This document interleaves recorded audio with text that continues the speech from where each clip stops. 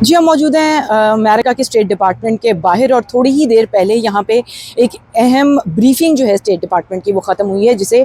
Tummy بروز جو ہیں وہ کنڈکٹ کری تھی، جو کہ اسپوکس پرسن ہیں اسٹیٹ ڈپارٹمنٹ کی۔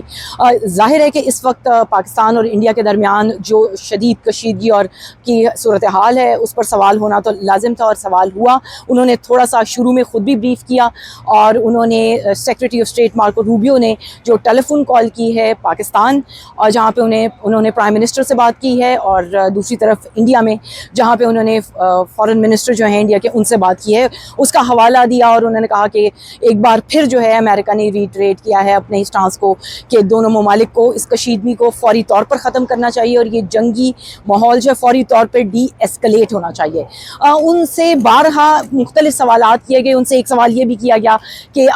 انڈیا کی جانب سے کیا کوئی ایویڈنس جو ہے ٹیررزم کے حوالے سے، جو پہلگام کے بارے میں تھا سوال، کچھ ایویڈنس ایسا ہے جو امریکہ کے سامنے ہو جس کے بارے میں وہ بات کر سکیں۔ اس پہ انہوں نے کہا کہ دیکھیں ایسی اس بات کو انہوں نے کوئی ڈائریکٹلی ایسے جواب نہیں دیا، البتہ انہوں نے یہ کہا کہ بہت ساری چیزوں میں امریکہ اس وقت انگیجڈ ہے پاکستان اور انڈیا کے ساتھ، اور انہوں نے کہا کہ بہت سی باتیں ایسی ہیں، بلکہ انہوں نے کہا زیادہ تر باتیں ایسی ہیں جو وہ شیئر نہیں کر سکتی۔